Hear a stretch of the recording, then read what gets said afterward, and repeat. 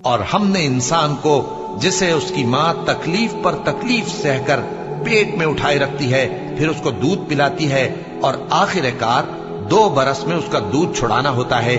میں نے تاکید کی ہے کہ میرا بھی شکر کرتا رہے اور اپنے ماں باپ کا بھی،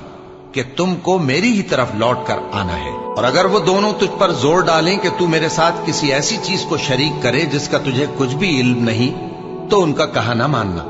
ہاں دنیا کے کاموں میں ان کا اچھی طرح ساتھ دینا، اور جو شخص میری طرف رجوع لائے اس کے رستے پر چلنا،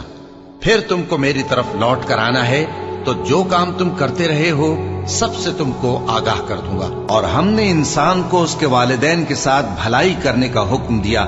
اس کی ماں نے اس کو تکلیف سے پیٹ میں رکھا اور تکلیف ہی سے جنا، اور اس کا پیٹ میں رہنا اور دودھ چھڑانا 2.5 برس میں ہوتا ہے،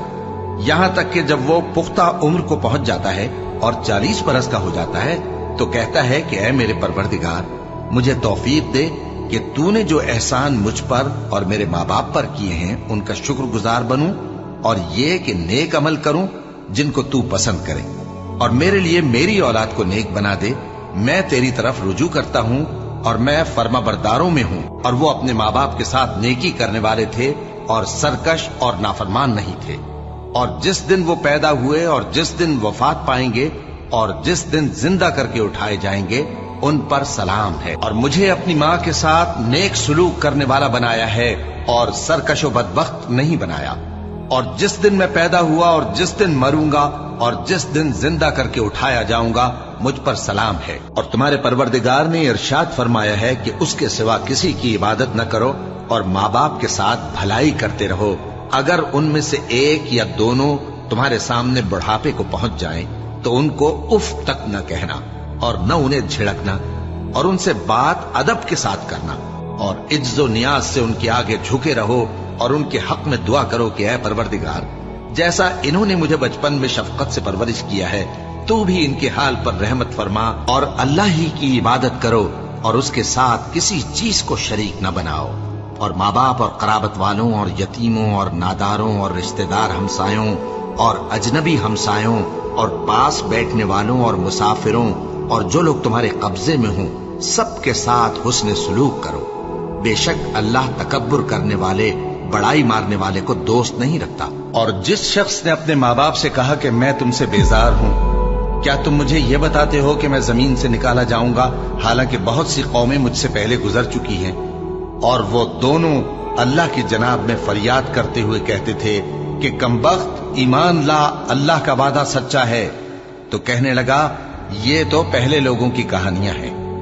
یہی وہ لوگ ہیں جن کے بارے میں جنوں اور انسانوں کی دوسری امتوں میں سے جو ان سے پہلے گزر چکی عذاب کا وعدہ تحقیق ہو گیا،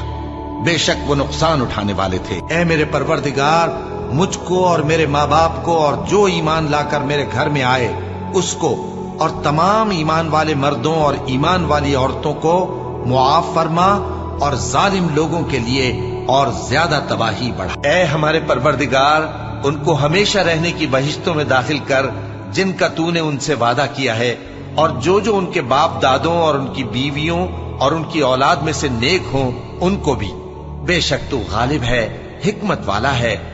اور ان کو بری حالتوں سے بچائے رکھیو، اور جس کو تو اس روز بری حالتوں سے بچا لے گا تو تو نے بے شک اس پر مہربانی فرمائی، اور یہی بڑی کامیابی ہے۔ اور ہم نے انسان کو اس کے ماں باپ کے ساتھ نیک سلوک کرنے کا حکم دیا ہے۔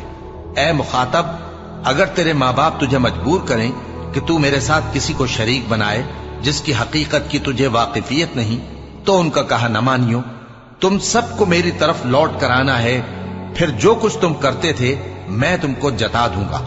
اور جو لوگ ایمان لائے اور نیک عمل کرتے رہے ان کو ہم نیک لوگوں میں داخل کریں گے۔ اے پروردگار، مجھے توفیق عنایت کر کہ جو احسان تو نے مجھ پر اور میرے ماں باپ پر کیے ہیں ان کا شکر کروں، اور ایسے نیک کام کروں کہ تو ان سے خوش ہو جائے، اور مجھے اپنی رحمت سے اپنے نیک بندوں میں داخل فرما۔ اے یحییٰ، ہماری کتاب کو مضبوطی سے تھامے رہو، اور ہم نے ان کو لڑکپن ہی میں دانائی عطا فرمائی تھی اور اپنے پاس سے شفقت اور پاکیزگی دی تھی، اور وہ پرہیزگار تھے اور وہ اپنے ماں باپ کے ساتھ نیکی کرنے والے تھے اور سرکش اور نافرمان نہیں تھے۔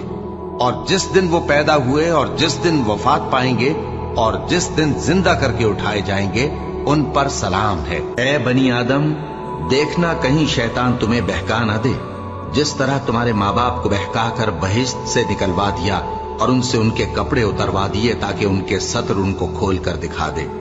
وہ اور اس کے بھائی بند تم کو ایسی جگہ سے دیکھتے رہتی ہیں جہاں سے تم ان کو نہیں دیکھ سکتے۔ ہم نے شیطانوں کو انہی لوگوں کا رفیق بنایا ہے جو ایمان نہیں رکھتے۔ کہو کہ لوگو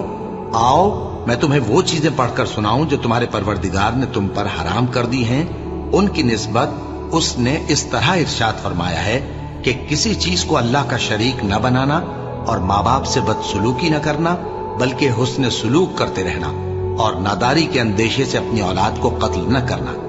کیونکہ تم کو اور ان کو